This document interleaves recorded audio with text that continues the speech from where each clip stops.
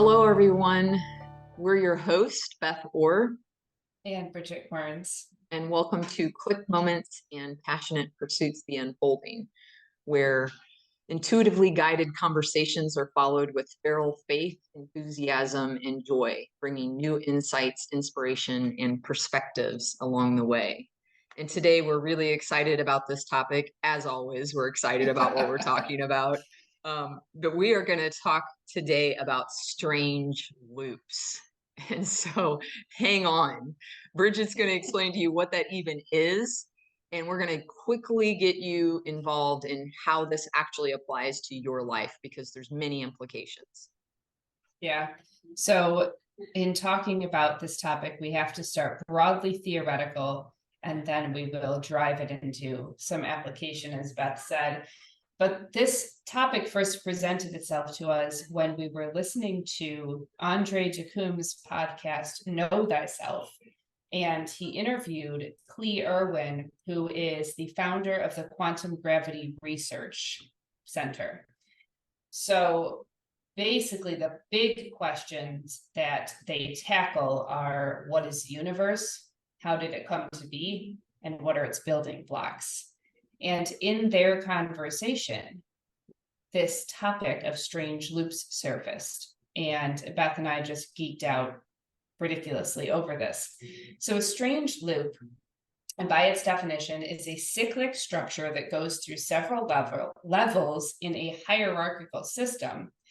And it arises when, if you're moving only upwards or only downwards, but only unidirectionally through this system, you find yourself back at the place where you started.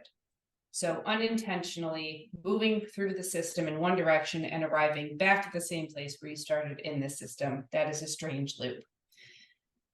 So let's give some really good examples of a strange loop that someone may be familiar with. So here is the Ouroboros, which is the dragon eating itself. That is a strange loop. It's consuming itself, and in consuming itself, it's recreating itself. So does it create itself, or is it the product of its own creation? Or does it create itself? Where am I? Is it the cause, or is it the effect of its own creation, right? Does it cause its creation, or is it the effect of its creation?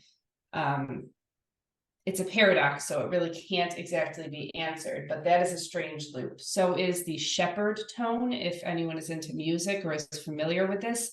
The shepherd tone appears to be moving in a direction either upwards or downwards. Usually it sounds like it's moving upwards, but it never actually changes tone. So it always arrives at the place where it started. It never goes upwards or downwards, but it sounds like it is. That's a shepherd tone. Wait. Yeah. It never actually changes its tone, but it but it sounds sounds like it does, which then that tells me our observation of it is what gives it the illusion yes, that it's changing, yeah, but it's not actually changing. Bingo. Oh my Yes. gosh.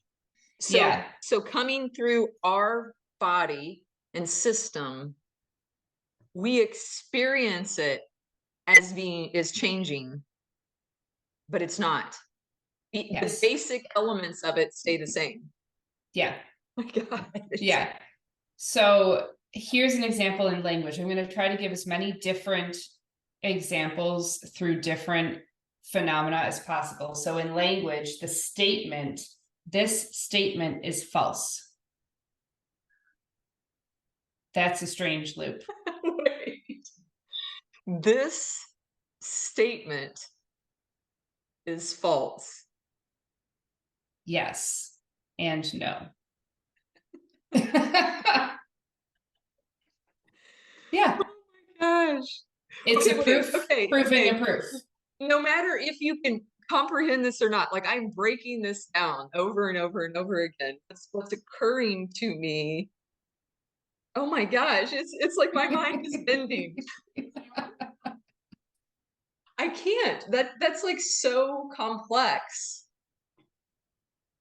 But I think what it does to me is it says we could have 100 people listening to that same statement and we could riff on that. And again, it's the instrument with which we are operating from that gives it meaning. Yes, exactly. And here's the final strange loop, and this one's going to bend you the most.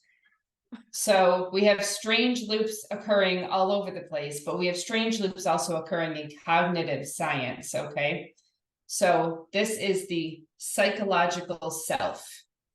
We are not born with an I. We're not born with a conception of self or autonomy or ego.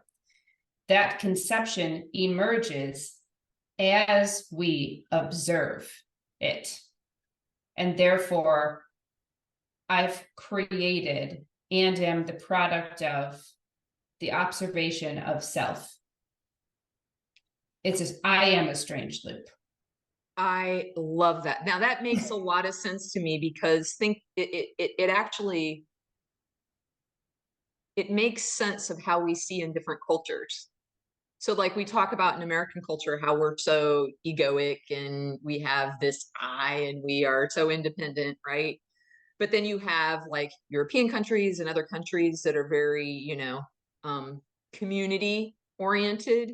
You even see that to a certain extent with like some more rural communities, right? But even in a city, there's some affiliation with each other, right? But what this reminds me of are like villages, like rural villages.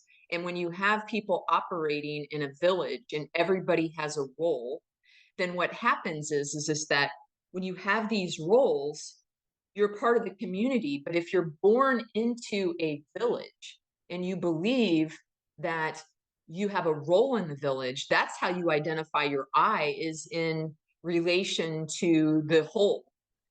And so, oh my gosh, that's amazing. Like that makes so much sense. So I just posted something that Sophie Strand, who's an author, I love her, posted something about the decentralized I. So we live in a culture that's fixated on individuality, individual authorship. And other cultures are fixated on an oral culture or a collective storytelling, a collective story creation. And everything that they do is relational. And therefore their I is decentralized, yet it is still an I. So I'm just going to go a little bit further into this psychological strange loop. So Hofstadter is the kind of the author of this idea of strange loops. And Hofstadter says that there is a flipping of causality that appears to happen in minds when a mind possesses self-consciousness. So the mind perceives itself as the cause of certain feelings, right? I am the source of my desires. I am the source of my desires. But if we agree with popular scientific models, that is not the case. Feelings and desires are strictly caused by the interactions of neurons. And therefore, there is no I. But I observing self assumes the symbol of I, and therefore I am both the creator and the creation of my self-consciousness. But that makes sense because of you're looking at it from consciousness, like from a conscious state, you're not the neurons. We're not the neurons. If we were the neurons, we would be like, oh, I'm responsible for this to this, but we're not the neurons, we're the consciousness. So of course our frame of reference is from consciousness, and we're not seeing all of the little minutia of our different parts. Like we could say, we could start talking about the blood or the circulatory system or any number of different parts of our body, but it makes sense that we identify with our consciousness because that's our observation lens, right?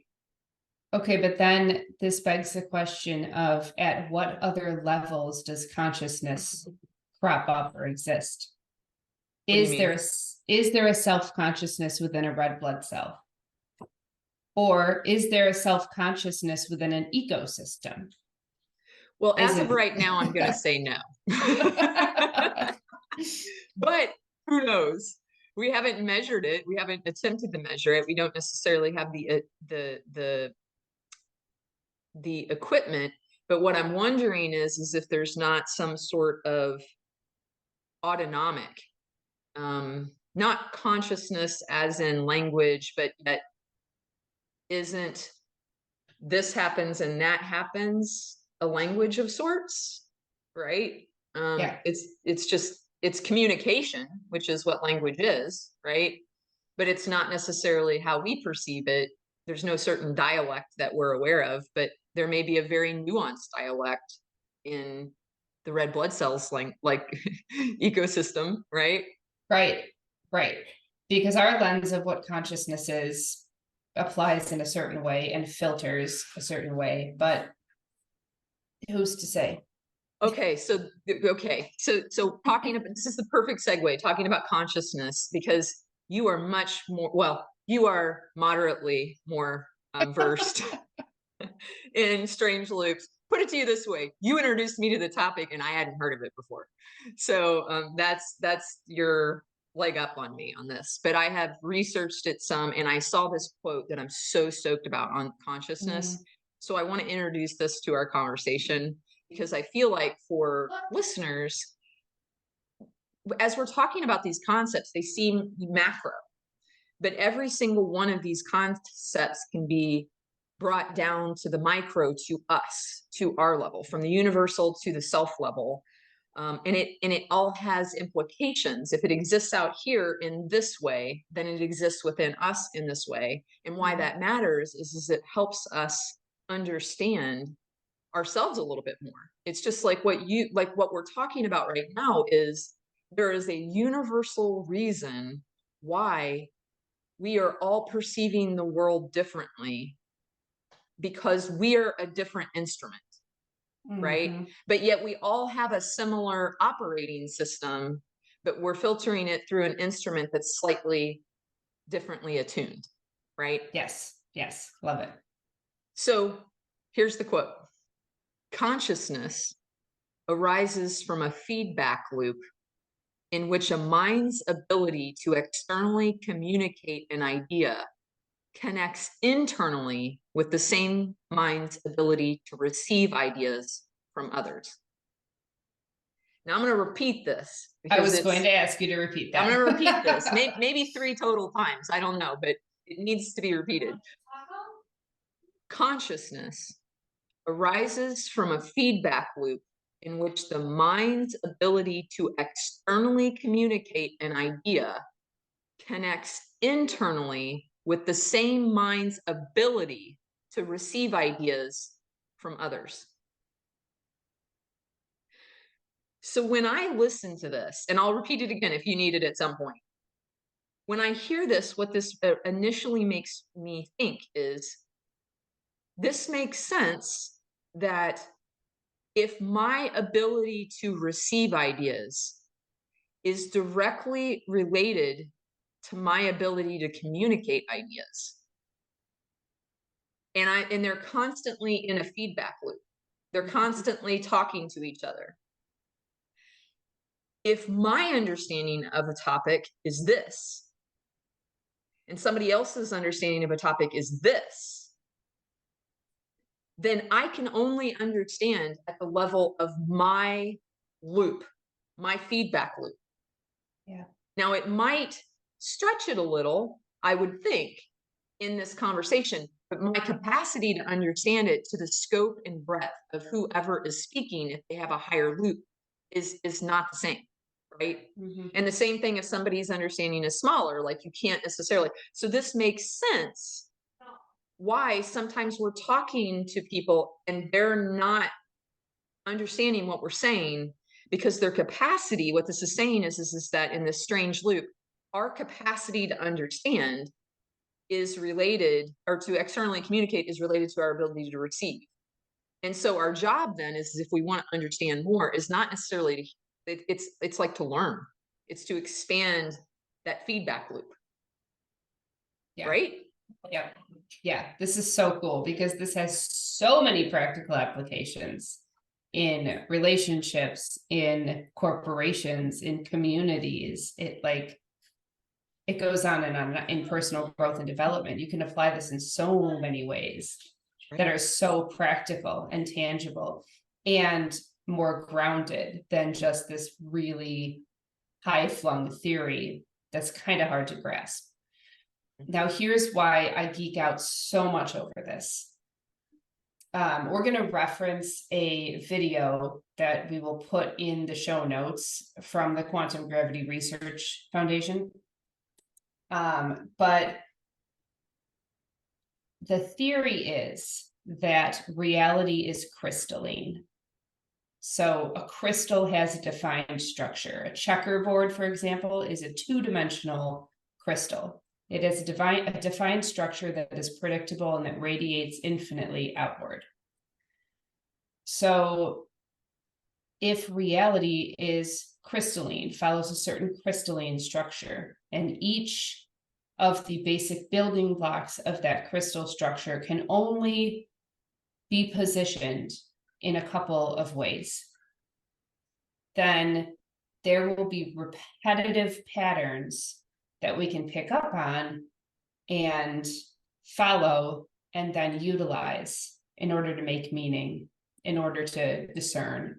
So I pulled a crystal because it's just easier with visuals. A crystal is called a crystal because it has an interior structure that is defined like this. So a triangle, a tetrahedron, defined structure. That's what you'll see within a crystal. And what I'm saying basically, and the reason why I love crystals so much is because they are a purified form of the representation of reality. Like if reality is crystalline, then this is a really purified form of reality, a crystal, a simple crystal. And in looking at reality, and what you just brought up, and I wrote down, was the mind's ability to externally communicate, and then the mind's ability to receive ideas from others. So if we're all working off of the same principle, off the same system, but we have slightly different capabilities, then I may be viewing the two-dimensional projection, so shine a light source on this crystal, and I'm viewing the two-dimensional projection of it this way. And you may be viewing the three-dimensional projection of the crystal in this direction. Now we're both operating from the same basic structure, but our capacity to describe and utilize that structure is completely different. So it may appear as though it's completely different, but it's not. It's actually operating off of the same basic principle. And neither one of them is right or wrong. It's just exactly. They're both right and they're both wrong. Exactly. Yeah, they're both. I love that. They're both right and they're both wrong. That's awesome. Yeah. Yeah. Because what the quantum gravity research founders actually talk about is the fact that our reality is an 8-dimensional crystalline reality, but it's a projection onto a 4-dimensional and then into 3 dimensions. So we've flattened and shrunk it so many times that what we're operating within is both reality and not. At the risk of getting way more complex than we may be able to grasp here. Okay, wait. So what I heard you, I'm going to paraphrase. I'm going to see if I heard this right. So what we're perceiving as reality and not. So it's the same concept of it's right and it's wrong, meaning it's our reality that when we're saying that we perceive reality, it's because if I'm this 3-dimensional, if I'm seeing it 3-dimensional, then that's my reality. But it's also not reality because we're not seeing somebody else's reality. If you're in this direction or this direction and you're looking at the crystal, then what you're seeing is not my reality. Yeah. So the reality and the not reality comes from, I can't perceive from your angle. And this, to me, it's so incredibly important because if you understand this concept, then, I mean, quite honestly, like debate becomes an archaic, long ago practice. Because Yes. back in the day when we would have debate in school, there was a presumption that there was a right way to see things. And instead, if debate was seen as, oh, show us your different perspective and nobody wins, there's no winner. Nobody gets to win. It's just interesting, your perception and your perception of this particular topic, right? But there's Yeah. no debate as winner or loser. It's just a debate as in expanding awareness of what's possible. Like it's almost like a team. If you were in a game, somebody would be like, hey, what are you seeing over there? Hey, what are you seeing over there? It's like you're communicating with a curiosity. And if you could operate in just basic conversations with that understanding, I'm not trying to convince anybody of anything. I'm not trying to say that I'm right. All I'm saying is that, this is my perspective from my three-dimensional lens. What are you seeing over there? Yeah. It's like saying, I've got one facet of an infinite crystal. Beautiful. Yeah. And it takes all of our facets, and yet with all of our facets, it's incomplete. Yeah. And that's if we want to define it. It's not necessary. Yeah. Yeah. It's so going back to the strange loop and the 3D, in this 3D projection, our reality, this 3D reality, it's not our capability, it's not within our capability to project any higher or to understand any higher. And therefore, it's almost like our higher selves, if we want to bring the higher selves in, because they would necessarily be at a higher dimensionality of this crystal, if it's 8 dimensions, our higher selves have projected self into lower dimensions. And it's just our position and our job, if you want to call it that, reduce it to that, to be in this projection. That's it, because I must exist here for me to exist here. Okay. This reminds me of a poem that one of my first clients gave me. They wanted to give me something, and I said, I can't accept anything. And they said, well, can you accept words? and they were a poet. And they gave me one of their favorite poems, and I'm just going to be able to paraphrase, but I kept this with me wherever I went, every job over 20 years. I just kept it with me because it was, if something was working on it with me, and it reminds me of it right now. It's probably in a box in my storage. But it stayed with me. And what it says is, it talks about like when I move through a field of wheat, the wheat opens up and creates space for me. And it says, and then it leads through this whole thing, and it says the end of it is, my job is to fill in the gap. And that's what this kind of reminds me of, is it's like, if we're just part of the totality of everything, when something moves over here, when something moves over here, when something moves over here, my job is to move in. My job is to kind of move into the gap. And so depending on where you're at in this larger, like, what if our positioning and our, like you said, jobs, or our role is based upon where we are in the collective? And it's just like it could have been, we could have been, it's a crapshoot. Like it could have been anything, you know? Yeah. But we're literally trying to fill in the spaces. Like to me, my hope would be, what if flow is, I just actually filled in the gap where there was an opening, as opposed to going, Ooh, I really love that. you know? Yeah. What if You're flow is speaking just to that I my fill water it in and I'm like, nature. okay. Oh, that's really good. I love that. Yeah. Because that's why we're maybe all rattling around and everything seems a little unstable, is because everybody's like, is anybody else shaking around here? Is anybody else feeling the shake? As opposed to, everything's okay. Let's just move together. You're moving here, I'm moving here. We're just moving along. there's this jarring. Yeah. And if you're not right next to it, if you're right next to the person jarring, it might be a little comforting. But if you're like 10, 100, 1,000 objects over and you're still feeling the Oh, reverberation, it's a little disconcerting. You don't yeah. know where the source is and what's happening. But if you're right next to it, you're like, at least I know what it is. Wow. Wow. This is really big. This, for some reason, this topic you just got on is like really jumping out at me right now. Yeah. Yeah, there's something here. Yeah. Do you want me to keep talking or do you want to think through it? Yes. Okay. Wow.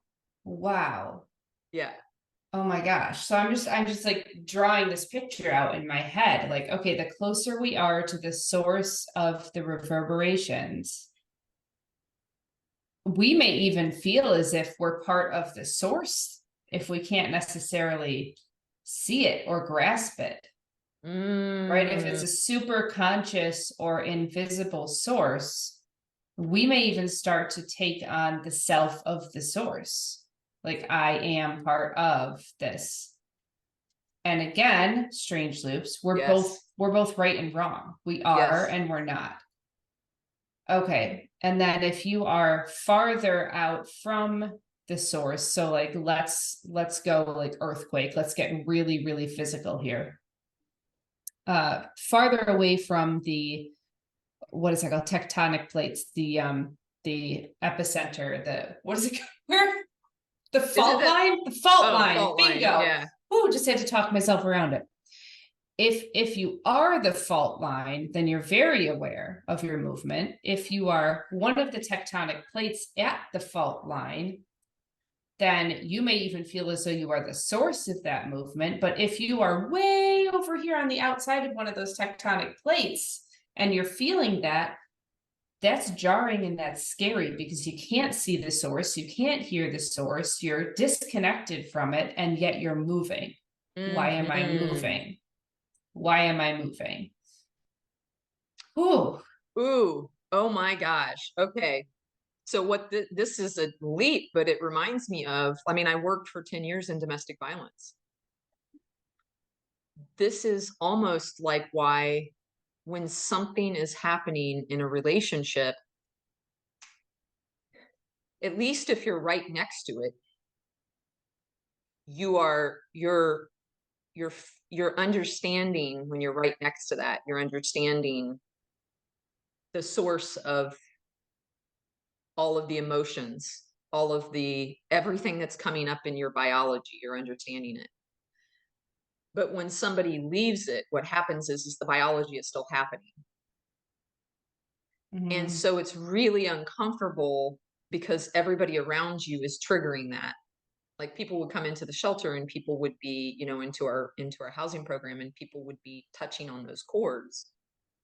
And it wasn't the people that were doing it, was the actual source. And if I'm that person sometimes would go back. If I'm that person, at least it makes sense when I'm at the source. But when I'm not at the source, what the heck is happening? I feel this need to understand and make sense of what's occurring. It's so uncomfortable to not know or what's happening inside of us. And it's like what you described in this image. If I'm over here and I don't have access to what's actually happening at source, I almost want to be at plate tectonics where all the stuff's going on, because at least I've got a line of sight onto, wait, what's happening and how far is it going and is it finished yet? Or, you know. Oh my gosh. And here we go. I'm going to bring it right back around. Here's the crystalline structure. We can make sense out of the situation that you're bringing, the example you're bringing, a case of a person dealing with domestic violence, because this crystalline structure exists throughout the entire fabric of our reality.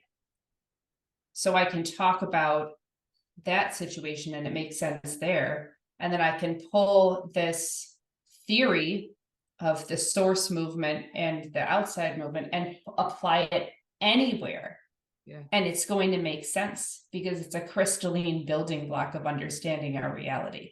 And this is why you and I can have literally a conversation about anything and make sense out of it.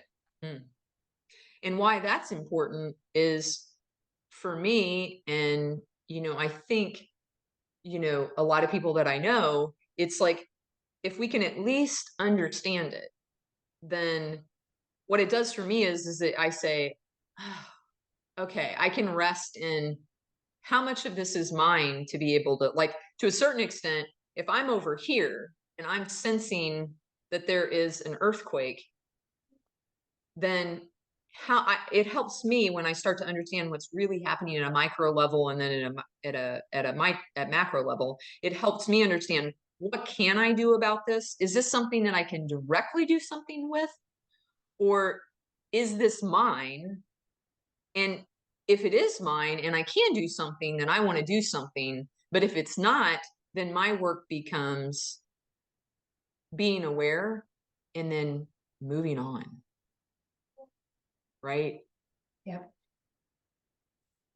It's like, okay, so I think about in your earthquake example, there's nothing that a rock 200 feet away from the epicenter can do to assist with the situation. I mean, unless it's going to be moving to fill in the gaps, right? Whenever it breaks, and instead of being like, no, I don't want to move over, it just fills in the gap, right? Because it doesn't have consciousness. Rocks are pre-consciousness, so it doesn't have the consciousness, so it just moves when it's told to move, right? It's not told anything, it just does, it just is, right? But if you look at this example and apply it to turtles, the other day I saw this video of a turtle that was upside down. And the turtle was upside down, and it was like this, like in the water. And it was trying, and it couldn't turn itself over. And the turtles closest to it, and then the turtles farther and farther and farther away, all started to converge. So in that moment, because I don't know if it has consciousness, but it at least has an autonomic nervous system that says, I'm part of the whole. And as part of the whole, it's in my best interest to attend to this, more than likely also as a survival skill, because if that happens to you, you need for the whole to respond to you in that same way, right? And so what happens is the turtles all converged in.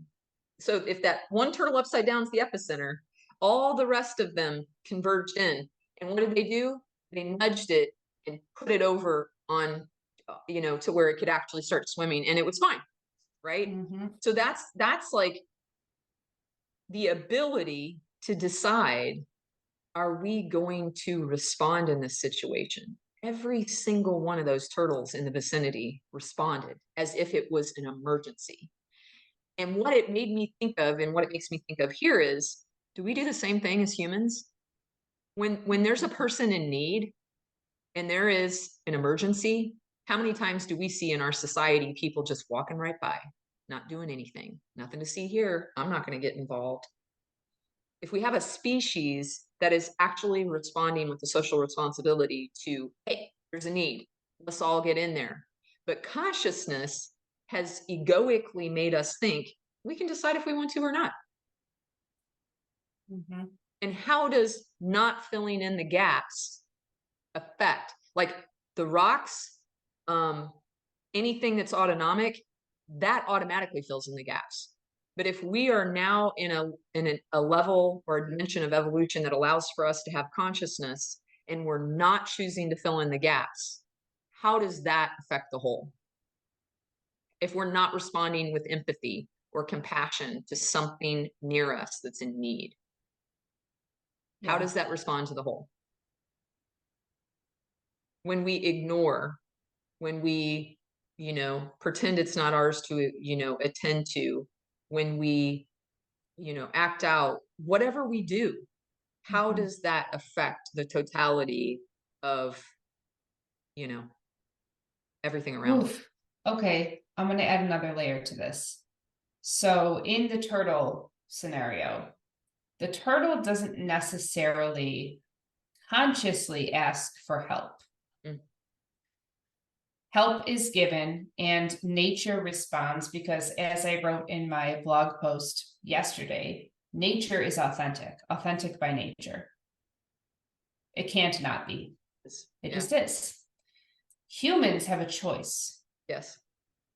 And so in the situation of the human in distress, because there is consciousness on both parts, the consciousness of the person who's in distress and the consciousness of the people who are coming to help, then there has to be an agreement.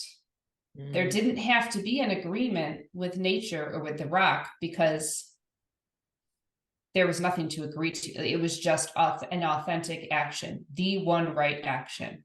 So And they it just are connected. There's no choice to be connected. They just are They just connected. are. Yeah. But in our situation with the human in distress, there has to be an agreement. So the humans who decide to respond are not going to do the greatest benefit. They're not going to improve the situation if there isn't agreement between the human in distress and the human coming to respond. If the human coming to respond says, I see your situation, you're in a burning building, I'm going to run in and dump water on you, that's an action, but it's not necessarily the action that's going to improve the situation the best. The agreement comes when the person in the burning building says, help, can you please get me out? And the person responding says, I will get you out. And there's an agreement.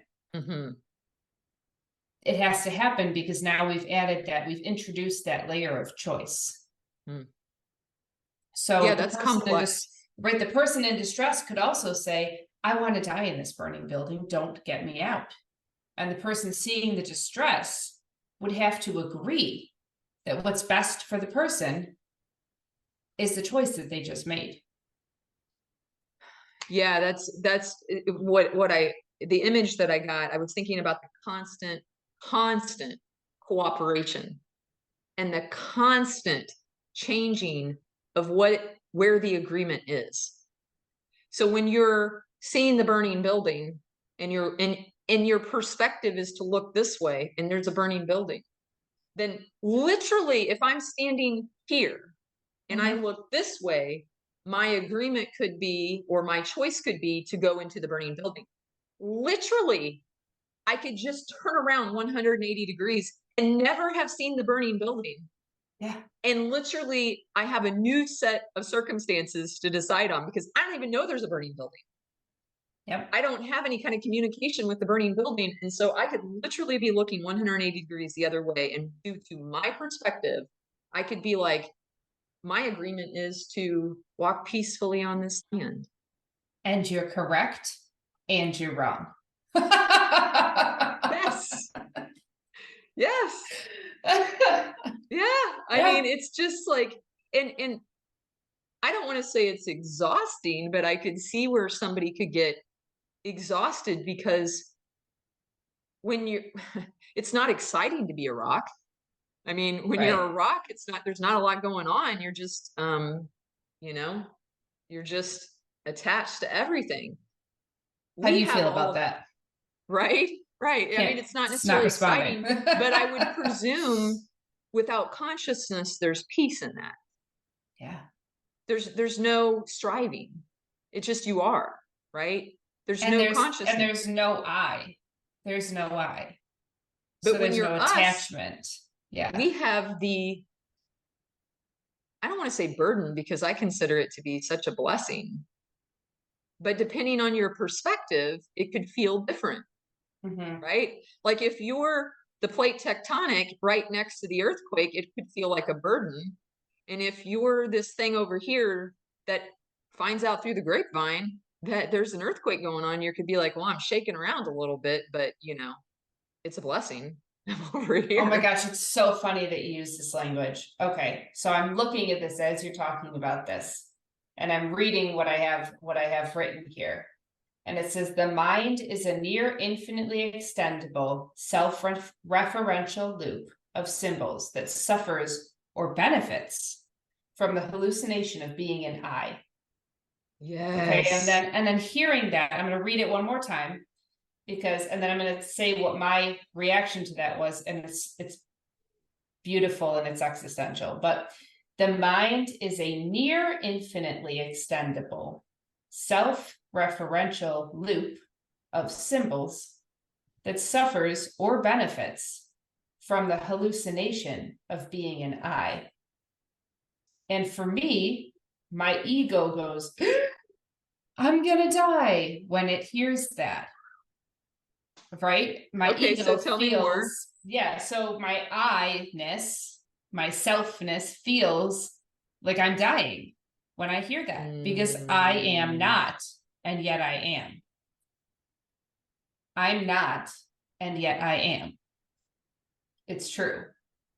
So when I hear this idea that the I is the creation of a self-referential loop, I can see both the suffering in that, oh crap, I'm not, and the benefit in that, and yet I am. Okay. This is why communication and conversations and just riffing is so important. I love this so much. Okay, so you saying that would have never gotten me to this point. When you said that, okay, I got really pinged by the hallucination of being I, right? Being an I. Mhm. But when you said that, what I heard was, so when you were like, I'm gonna die. I'm like, we have people who die and they're like, people I know that just release themselves and they go. And then there's other people who are like, I don't want to go. And it occurred to me when you said that, if the people that don't want to go are scared to be part of the collective, Mhm. if you are here and you're scared of humanity and you're scared to not be an I and to be Yeah. just part of the collective, it's a different experience than if you're here and you're like, who are you? Who are you? That's awesome. I want to learn about other people. I love being part of humanity. I want to know about you. I want to listen. I want to be empathetic. I want to be compassionate. I want to be part of this. And then that kind of a person tends to be like, what's out there? Ooh, I'm interested in like the beings that are out there and I'm going to be joining those beings, right? But if you are not afraid to be part of the collective, you're going to be less afraid to release yourself at death. Mhm. Because while it's wonderful being the I, we're not afraid to be part of the collective because we're already part of the collective. We just have choices here. Okay, I'm going to bring in the service to self and the service to others here. Okay. So the person who is fully in service to themselves is afraid to be part of the collective, wants to control the collective for the purpose of I, serving I, creating more of a division between I and them, wants the collective to be subservient to the I. And the person who is in service to others wants to join that collective, wants to be more involved with that collective, gets a joy and an enjoyment of serving the collective. And both of those individuals is doing the exact same thing. But it's not till we're going to bring in Law of One materials here. So if you're not familiar with Law of One, I apologize. There's a lot to catch you up on. We'll do in multiple episodes But at some it's point. LL Probably. research. LL research, the Law of One, channeled teachings of Ra, the Ra group. So the person who is on the service to others path is moving into that higher density as a collective. They're moving towards that collective we instead of I. And the person who is on the service to self path, it appears as we observe them as though that person, freaking strange loops, as though that person is moving in this direction, the I moving farther away from the collective. But because this is a strange loop, because reality is a strange loop, eventually they both arrive back at the same place. The person can continue to serve themselves infinitely, but they will arrive at the fact that by serving themselves, they've served the collective. And the person serving the collective, I'm just going to finish this real quick. Yeah, The person yeah, yeah. serving the collective will arrive at the fact that they've been serving themselves the entire time because they gain something from serving the collective. Mm, Okay, let's hear it. yeah, that's really good.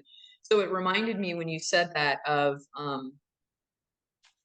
it's like instead of the rocks, you know, just going with the rest of the rocks, if they were to try to move in a different direction, it's almost like we're in this space and we're just supposed to fill in the gap. But because we're individuals, we start to go over here and we arrive back where we're supposed to be. Like you can't get away from being back where you're supposed to be. So you always kind of end up back there because this is your spot. This is where you're supposed to be. So great that you're over here, but right? Because you're connected to everything else. But then I'm wondering your thoughts on this. So you talked about service to self and service to others. And I picture a person having a desire to serve others. And so to serve the collective.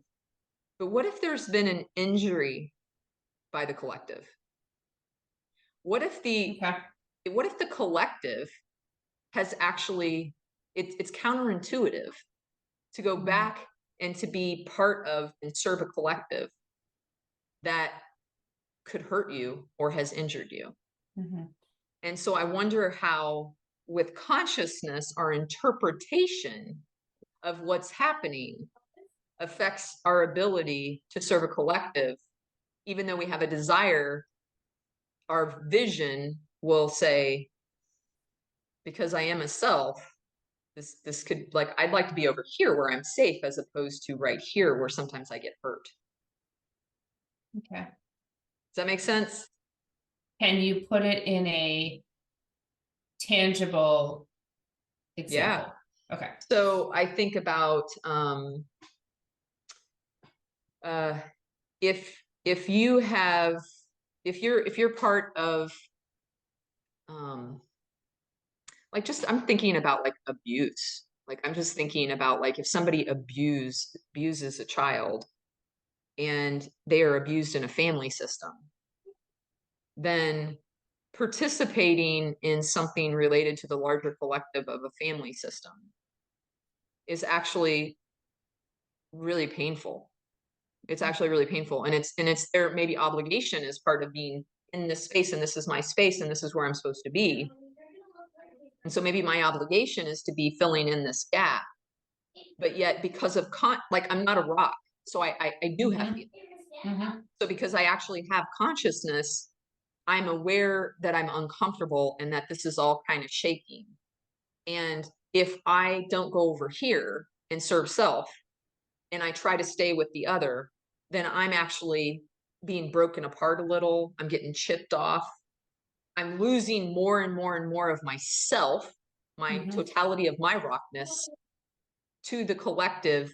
And I don't know that this collective where I'm ending is a healthy collective, right? Like what if I want to be over here with this rock system that everybody's safe, everybody's intact, everybody's just together. It's a big mountain range, not much happening here, not a lot of movement. But over here, it's off the side of the mountain and it's crumbling. Sorry about that.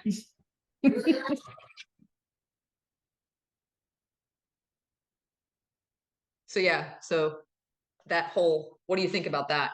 Okay, so here's what I'm picturing as you're saying this. I'm going to reference back to the example that you just gave just previous to this.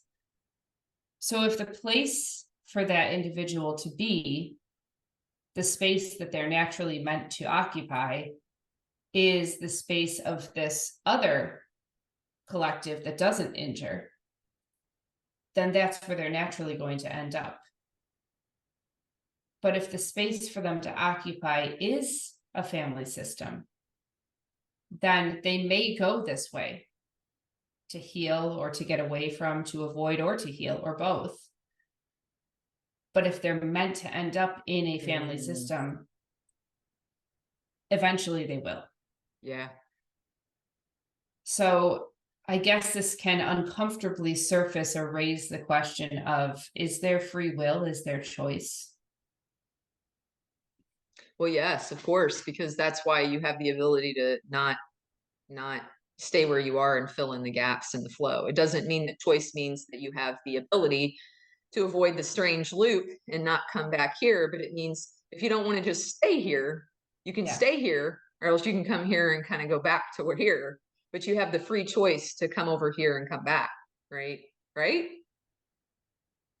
Yes, and if we're in a strange loop with our higher selves, and our higher selves naturally must create themselves, then we are just a projection of the path that we must take to arrive back at self.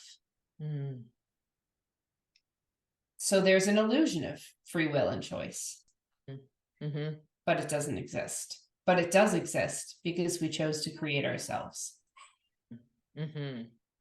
Paradox. So I have something that I wrote down while kind of researching strange loops, and I'd like to kind of throw it in the discussion.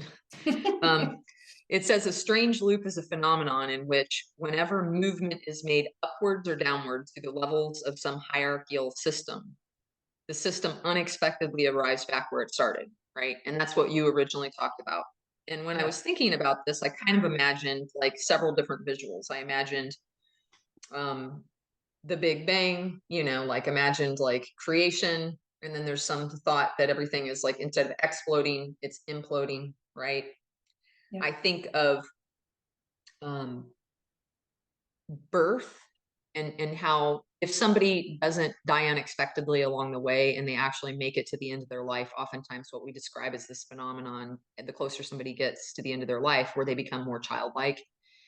And so it's almost like this reversion back to, right, dependence. So there's a dependence and then there's an independence, and then you get to the end of the life and then it turns dependent again, right? Um, and so it feels like too, though, like this explosion is a very masculine thing and the implosion is a very feminine thing. And you and I have been talking about it, feels like we're at this tipping point where we have in like if we were thinking about the strange loop and you were to get out to here, at some point you would get to a point where you're off the edge and you're coming back around. And it feels like there's this masculine and then there's this feminine. And we're right Gravity. here. We're right here. Like everybody's describing like what's going on. Like ultimate, like people are having consciousness all over the place, like awakening in their consciousness, not just consciousness, but like awakening to our collective circumstances. And so it's like it's almost like there's this momentum and this coming back in this feminine. And we're talking about all this divine feminine, and I'm wondering if it's because we're around the corner of this strange loop and we're starting to come back around and we're just like right here. Mm. We're right here. Yeah, and it took so much effort and explosive power to get out around that bend. And now what's happening is allowing, is surrendering, is gravity, is being pulled back in. And I love that you brought up the Big Bang because, okay, if we want to go back to the crystal, what's the simplest illustration? Actually, the most complex and yet the most simple illustration of a strange loop. The basic crystalline structure would be creation and destruction. Mm-hmm. That would be the simplest and the most complex strange loop that exists. We exist within creation that is destroying itself in order to create itself again. Mm-hmm. And so that must appear, because this is a crystalline reality, that must appear on every level in our breath. This kind of makes sense of something as you were talking. It reminded me of, there's some thought around that we're becoming, and you've mentioned this before, like we're becoming more nonverbal or telepathic, right? Like our next level. So if we're looking at this loop, and the beginning was no communication, no sound, no discussion. And then we got out here and then it was just like talk, loud, communication. And then we're around the corner. Aren't we reverting back in this whole strange loop and cycle to a place of no communication and no need? But that doesn't mean when we started, there was presumably no intercommunication. And I'm wondering if what we're in, if we're getting to is total communication. Yeah. Right. Yes and no. Yes. Yeah. Yeah. All I could think of when you were saying that was the verse, and I'll pull a Bible verse because we don't have to go Christian with it, but we can go logical with it.